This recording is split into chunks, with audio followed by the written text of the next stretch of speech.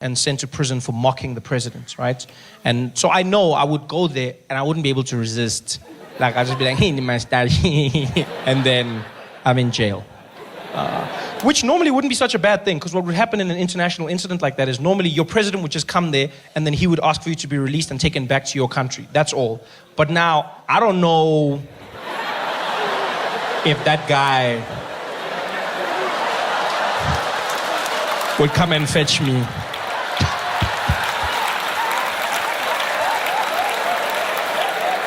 I can see him sending Mugabe the email now. It's fine, Bob.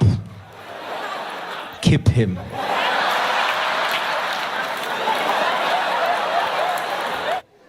Jacob Zuma hasn't smiled in months.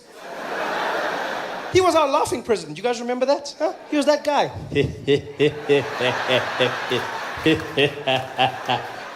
I haven't seen him laugh. For months, he's been there in Parliament in a corner.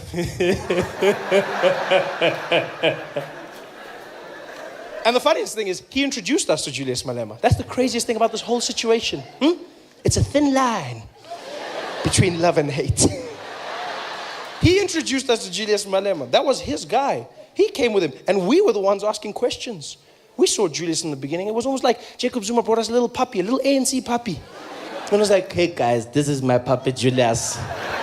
And we were like, oh, this is interesting. Hey, Jacob, your puppy took a shit on the carpet. And he was like, oh, that's not my problem. Good dog. We're like, hey, Jacob, your puppy's chewing our shoes. Like, that's not my problem. Good dog. Now the puppy's grown up, biting the owner. Zuma's legs are there. They're like, hey, Futek, pay back the money. Futek, guys, help me. And we there like, that's not our problem. And better than ever before, you know?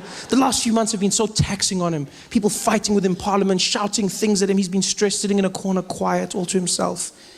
And then he found out that he would be paying nothing, absolutely nothing for the upgrades at Nkandla. And he walked into Parliament, a new man. Had a bounce in his step. Yeah, he swag back. Jacob 2.0. I mean, he's still doing the same things, making the same mistakes, but now he has a certain level of panache.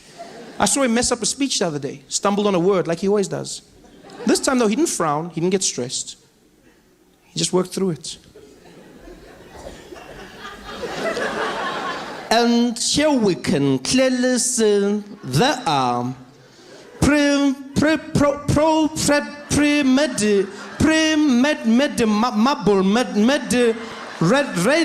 marble.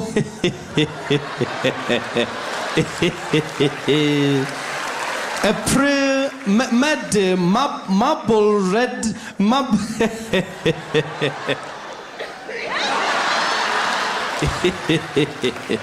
A premeditated. Just came back and he handled it. I love how he just stepped away and did the cutest little, I don't even know what he was doing there. He just does like a little, almost like he's just moving his brain to the other side of his head. Like he knows when it's in the wrong place, it doesn't, he just shook it up. And he came back in. Even the way he handled the scandal was powerful. We thought for sure that Nkandla would be his downfall, and yet Jacob Zuma took something so serious, he turned it into a joke and threw it back in our faces. Well, we are clearly living in a place where there is a poverty of politics, people asking questions, but they don't want answers, questions, more answers. We're investigating, they ask again, questions, more answers. Then in Parliament, we're here, point of order, yes, Nkandla.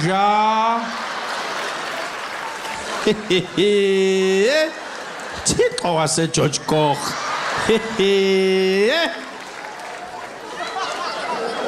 Who's this guy? Huh? He's just shrugging it off.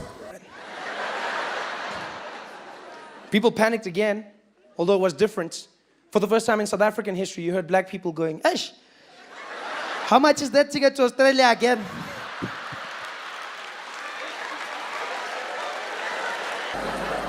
Jacob knew he had to go big or go home. He knew there was only one way from where he was, and that was down. Jacob was like, "They will remember me one way or another."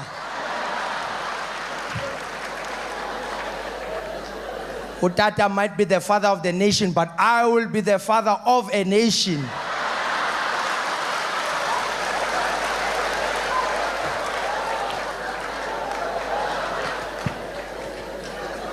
I wanted Jacob to be a madman. I wanted him to be totally crazy, you know? I wanted him to not give a damn, walk into Parliament 4 hours late, his top undone, belly hanging out, walk in like nothing's wrong in the world. Everyone's been waiting for him running in, singing.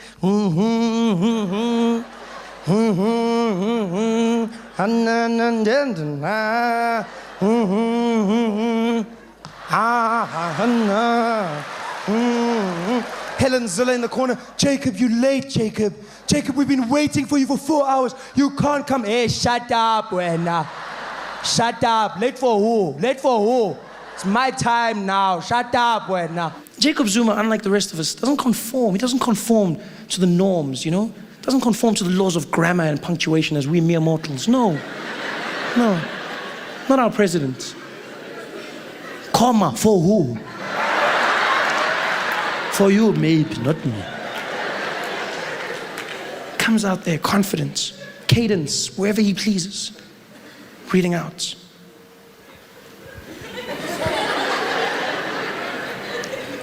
We have and always will be proud members of the ANC. And as such, we are proud supporters of the development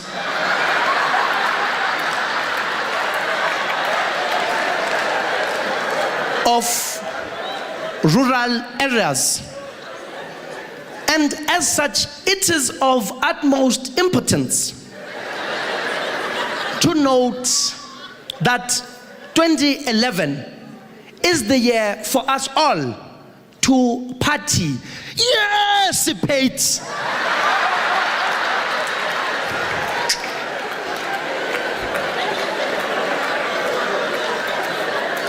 and so forth. Let it not be a blame game.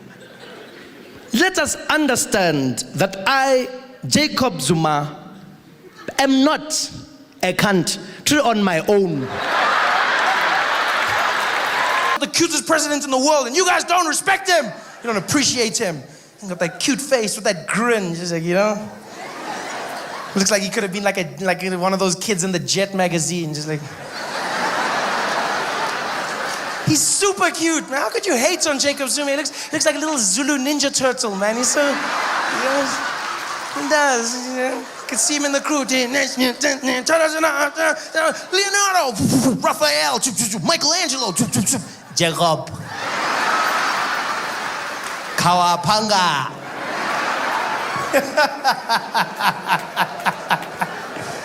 Oh, I miss Jacob so much.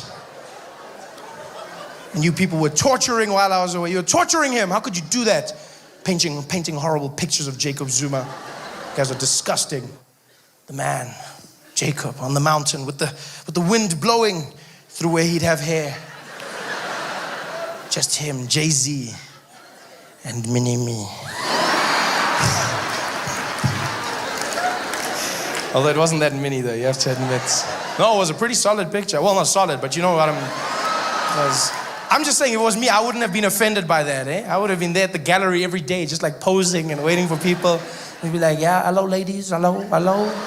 Hello nice, hello. Take a picture there, take a picture. They must know."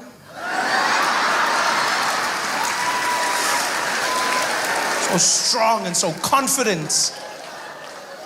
People were like, this picture, it's racist. This picture, disrespectful. It wasn't even that disrespectful. I know you might not like it, and that's your personal opinion. But it wasn't that. Even the name of the picture was strong and powerful, you know? Jacob Zuma, the spear. The symbol of the Zulu nation for hundreds of years. Made famous by King Shaka himself. Conquering army after army with the spear. The spear of the nation. The spear. It's not like that guy called it the pocket knife. No, the spear, big and manly. That's why our president didn't complain. Jacob Zuma did not complain once, because he understands art. He's cultured. You know, because the guys around him complaining about it on his behalf. I hate it when people do that. He wasn't even offended. They ran to him like little kids tattletaling. Jacob! Jacob! Yes. What happened now? Jacob, it's disgusting. It's disgusting. Did you see what they did? Did you see they painted you? They painted you. He's like, there's no paint on me. I'm fine. No, sorry, my bad. They painted a picture of you. They painted, just show him the picture. Just show him the picture. And they came running with the picture and they showed it to him. But Jacob Zuma, he's a chilled out guy. He doesn't have time for these things. He probably didn't even see anything. He was just like, I don't see anything wrong with this. Oh.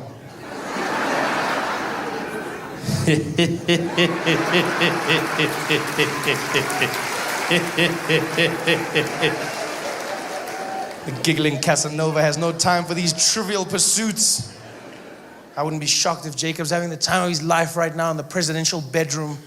Find himself a new romantic game to play with the ladies. And you know he's romantic. I mean, that many kids, that many wives, he knows what it's about. You know? He's there, covered himself in body paint. Playing Barry White in the background.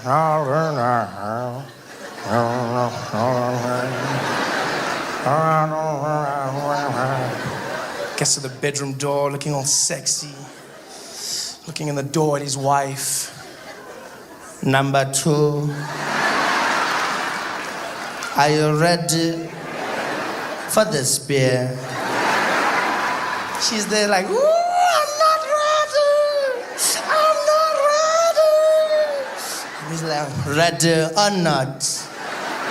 Here I. People laugh at you. Yeah, immediately. What about Nkandla? It's done. It's done. Just, you know, I love it so much. You know what I love most about the Nkandla thing? A lot of people don't realize this. Jacob Zuma was making a joke out of Nkandla, yes. But what was more interesting to me is the fact that he was mocking Mmusi Maimane, the leader of the DA. A lot of people didn't pick this up. When he's doing the whole Nkandla, he's mocking Mmusi Maimane's Model C English accent. That's what he's doing. Jacob Zuma thinks that he speaks funny.